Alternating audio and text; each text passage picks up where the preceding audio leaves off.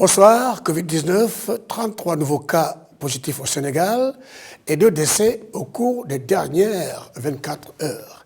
D'après le bulletin quotidien du ministère de la Santé sur le Covid au Sénégal, ces 33 nouveaux cas ont été recensés suite à une série de tests opérés sur 1368 personnes, ce qui correspond à un taux de positivité de 2,41%. En ce moment même, 266 patients sont en train d'être pris en charge dans les services sanitaires, selon le bulletin quotidien du ministère de la Santé et de l'Action sociale. Au total, le Sénégal a enregistré 41 713 cas positifs au Covid-19 depuis l'apparition de la maladie chez nous, dont un peu plus de 40 000 guéris et 1148 décédés. Les mouvements Y en a marre et Frappe ont manifesté hier matin avec la population de Dougar, qui lutte depuis près de 10 ans contre la cession de leurs terres à des privés marocains. Les populations ont envahi les artères de la commune de Diamniadio pour exprimer leur colère et leur ferme détermination à faire face. Un nouveau magazine fait son apparition dans le monde de la presse sénégalaise et africaine, Yes Africa Magazine, Yama Mag. Lancé par le journaliste, écrivain, homme de lettres et diplomate sénégalais, Siré Anta Ndiaye, Yes Africa Magazine, à travers ses articles de fond, ses analyses et enquêtes, dit oui à une Afrique nouvelle, unie et dont les enfants, bien formés, deviennent les leaders conscients de leurs responsabilités. Des Burkinabés se disent choqués et avoir peur après une attaque dans le nord du pays qui a fait au moins 138 morts. C'est l'attaque la plus meurtrière dans le pays depuis le début des violences djihadistes en 2015. Et si un Burkinabé a des problèmes, c'est comme tous les Burkinabés qui ont des problèmes. Vraiment, on est vraiment découragé de la situation.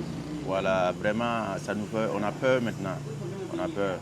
Voilà, on appelle gens et si on est capable, si les individus sont capables d'attaquer un village, et puis il n'y a pas eu de réaction à temps pour qu'on puisse sauver ces villageois, vraiment ça n'a pas été, bon, je n'ai pas été content de la situation. Ça a repris quoi, parce qu'il y avait un temps, ça a arrêté, voilà, on voyait qu'on pensait même que c'était bon. Ça va, mais maintenant, ces situations-là, ça a repris, on tue les gens, c'est tout, même si c'est qu'on a entendu ces nouvelles-là. Vraiment, ça touche en tant qu'un Burkinabé, quoi. Donc, on demande voilà, qu'ils vont voir les sécurités là, pour qu'on assure ça, quoi. La pandémie de coronavirus a fortement impacté le monde du cinéma et elle n'a pas non plus épargné les chevaux du cinéma. Au Maroc, un pays qui accueille régulièrement des tournages de films, les étalons du grand écran se préparent sous l'œil attentif de Joël Proust, un spécialiste du dressage équestre. Joël Proust est un ex-cascadeur et chorégraphe équestre pour le cinéma. Installé au Maroc, il prépare ses chevaux pour de nouveaux tournages. Ravi de la reprise des activités, il se remémore ses débuts. Il y a 35 ans, j'étais instructeur à l'époque donc à Dar es Salaam, et j'ai rencontré un monsieur qui était dans le cinéma. Et il s'est trouvé qu'il avait besoin de quelqu'un pour former des acteurs sur un film. C'était le secret du Sahara, je crois, à l'époque. Donc je suis allé là-bas et j'ai vu comment ça se passait. Et ça m'a intéressé. Et du coup, je suis resté dans le cinéma. Je n'ai jamais arrêté pratiquement depuis 35 ans. Le premier film, ça doit être Scheherazade et les Mille et une nuits, avec De Broca, qui est l'ermite, le premier film de Catherine Zeta-Jones, entre autres. Joël Proust explique que pour les cascades, son équipe utilise des chevaux marocains appelés barbes ou chevaux berbères car ils sont plus petits et plus maniables. Pour les acteurs, il dresse des chevaux espagnols et pour les attelages, des frisons car ils ont beaucoup d'allure.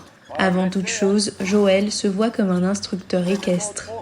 Notre métier en dehors du cinéma, d'abord c'est l'instruction, former des jeunes et des cavaliers et tout pour les compétitions ou quoi. À l'époque, j'ai travaillé pour la Lamina à Dar es Salaam pour les sauts d'obstacles. Et pour le cinéma, c'est de préparer des dromadaires ou des chevaux pour les acteurs d'une part, pour les cavaliers d'autre part, qui soient soumis, dressés, bien habitués à la caméra, au bruit, au coup de feu, au feu et autres. Pour ce dresseur professionnel, c'est la luminosité et les décors du Maroc qui en font un excellent endroit pour les chevaux du grand écran. Joël Proust souligne également le professionnalisme des équipes, des techniciens et des cavaliers qui, selon lui, expliquent l'engouement des cinématographes internationaux pour le Maroc et ses chevaux. Voilà, c'est tout pour ce bulletin de Headline News, B-News. Je vous quitte en vous recommandant fortement de chercher, de lire, d'acheter, de lire Yes Africa Magazine Yama, qui est un régal avec des plumes aussi belles que celles de Patemboch ou Moustapha Sen. Et je vous dis au revoir et restez sur B-News car l'antenne y est continue en information. Au revoir et à très bientôt.